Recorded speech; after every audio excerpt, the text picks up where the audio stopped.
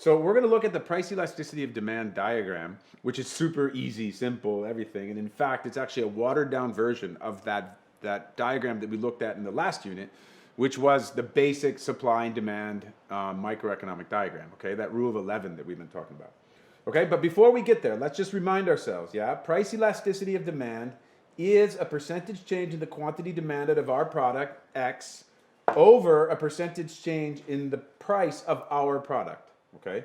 So what does that mean? It's the percentage change in quantity of X over a percentage change in the price of X. So what's the diagram going to look like? Boom, okay? What I decided to do in this video is to give you all of the information so that you can see it, okay? And from there, we can sort of start to deconstruct it. All of the elements that we were talking about in the previous videos are on this diagram, okay? But before we get into the specifics of price elasticity demand in this diagram, let me just show you that this is exactly the same diagram that we built in the last unit, which is the base diagram for all things in microeconomics, right? Which is the rule of 11, the microeconomic demand and supply diagram. So on the vertical axis, we have price. We have a currency, in this case, the US dollar, P1, 0, Q1, the quantity, the number of units, a time frame per year, demand 1, and we have a title. Of course, what is missing, right? What is missing is that supply curve. But as economists tend to do, you will see that it's much easier if we could just erase that, right, and simplify it. But I want you to realize that the supply curve is actually there, but we're not going to show it because it makes our understanding of this diagram much more clear, okay?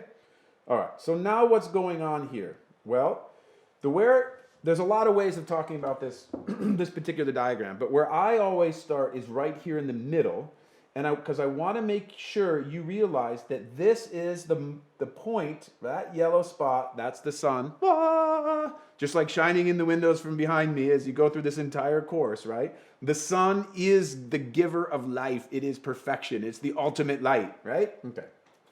So this spot right here is the point of unit elasticity, okay? And that is where our equation for price elasticity of demand equals 1, okay? This point is critical to our business model of making mate cups, product X, because at this point right here, right, at P1, Q1, that is where we will maximize our revenue for producing our product X. That's the goal. Remember, the assumption that economists make is that suppliers will always work to maximize their revenue, okay? So at the moment, the point of unit elasticity, where price elasticity demand equals 1, that is where P1, Q1, the area of this triangle, it's not a triangle, it's a rectangle, or in this case, a square, right? But the area of this triangle, or this rectangle right here, this square right here, this square right here, okay? Boom, boom. That area right there is, by the way, the largest area that we can come up with on this diagram. What am I talking about? That right there, P1, Q1, if you want to find the area of that square, you multiply length times width, right? So what does that mean? Well, length times width, right? So P1 times Q1 will give us the revenue generated from the sale of our product X, at that point. Okay, remember that. So as you're going to see, what we need to do is trying to figure out what elasticity, price elasticity of demand does for us as producers, is it enables us to maximize our profits by picking a price that's perfect for our product, okay? So let's say, for example, so how would we use this in a practical sense? Let's say, for example, that we currently had our price of our product set right there, okay? So we will take this point right here, yeah?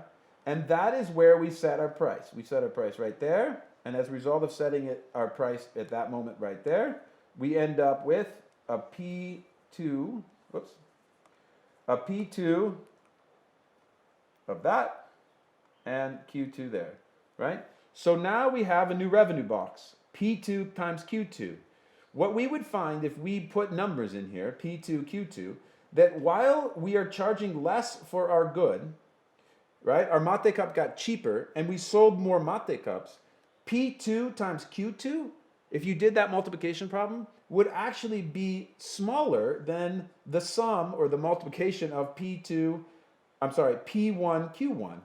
Or you can just look at the boxes and you can say like, oh, that blue box has a larger area than the green box. And so what does that mean?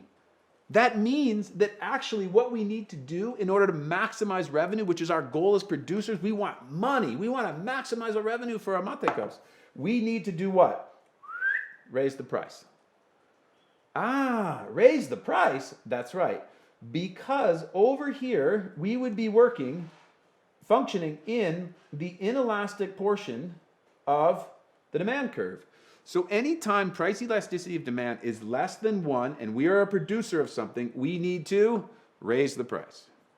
And as a result of raising the price, even though we will sell fewer goods, we'll sell fewer cups, we would still have more money at the end of the month because we're maximizing revenue. Okay? So we want our price to be P1 and we want our quantity of output to be Q1 because we will have the most amount of money at the end of the month. Okay? So what do we take from this? If we do our mathematical equation and price elasticity demand is less than 1, and I just put in 0.626 as an example, we need to raise the price of our product to maximize our revenue. Okay? Excellent. Now, what if, though, we had a price level up here at P3? What would happen if we raised our price to P3? Yeah? We would sell a quantity of Q3, right? And what could we learn from that? Well, now we have a new revenue box, P3, Q3, and we can actually look at that right away and we can say like, that's less revenue than what we would have if we were operating at P1, Q1. But what portion of the demand curve are we operating in up there? We would be operating in the elastic portion of the demand curve. And in this case, I just put in that price elasticity demand equals 3.3. And then what's the message to us? It's like, yo, dude, even though you are getting P3, like a lot of money per mate cup, you would benefit from lowering the price because by lowering the price, all of these people, remember I said a demand curve is a set of data points, bam, bam, bam, bam, bam, bam, bam, bam, bam, all of these people right here, they'd buy our mate cups. And as a result, our output would be Q1, not Q3, and we would be operating at, you know it, the unit elastic portion of our demand curve, which is where we will maximize our profits and we will keep our jobs in our business because our bosses will be happy because we are producing the maximum amount of of revenue that we can possibly generate for our product. Okay? That's why price elasticity of demand is important. It informs us. We would be irresponsible business people if we didn't know this information. Did you hear that? Irresponsible business people if we don't know this information. We better know. If we're going to go into business and be serious, we better know what the perfect price is for our particular product. And the only way we do that is we test it. Okay? So that's where price elasticity of demand comes in. That's really, really cool, right? It tells us really important information about our business. And understanding elasticities, you can see now like, whoa, this is really important information. And so now when you go and you look in the store and you see all the prices of all those products, yeah, what happens? Well, they are experimenting with how much sales they're going to have based on the price level. All right, good. I think you got a good understanding of that. Now I'm going to show you one last slide very quickly because actually it takes these things and it puts them into a really nice organized way with actual numbers that you can then use to prove or to see that what I'm telling you about these revenue boxes is actually true. Okay, so take a look at this diagram. This diagram comes to us from Ellie Tregeges. Ellie Tregeges is the chief examiner for the IB, the whole IB economics program, and she put together an exceptional course companion that I use sometimes for these videos as well. But this is a really cool diagram because what you'll see is that there is actually a place right here, right, which is perfectly unit elastic. It's right there, where PED equals 1, okay? And because she included all of the numbers up and down here, right? That means that then you can do the math and figure out that actually it is true that 25 times 50, right? P1 times Q1 is actually a larger number than any combination of point A, B, D, E, or F, okay? And therefore, we developed this notion, and I kind of should have said it maybe on the last curve, or on the last diagram, that this portion of the demand curve right there, the red part, which corresponds with the red part on the previous diagram, that is what we call the elastic portion of the demand curve, okay? And then down here, this portion of the demand curve is actually where PED is less than 1 is the inelastic portion of the demand curve, okay? So where PED is greater than 1, it is the elastic portion of the demand curve, which means we need to drop price and we'll sell more products. But if we're operating down here, we do that mathematical equation, PED equals less than 1. That's the inelastic portion of the demand curve, and we need to raise the price. All right?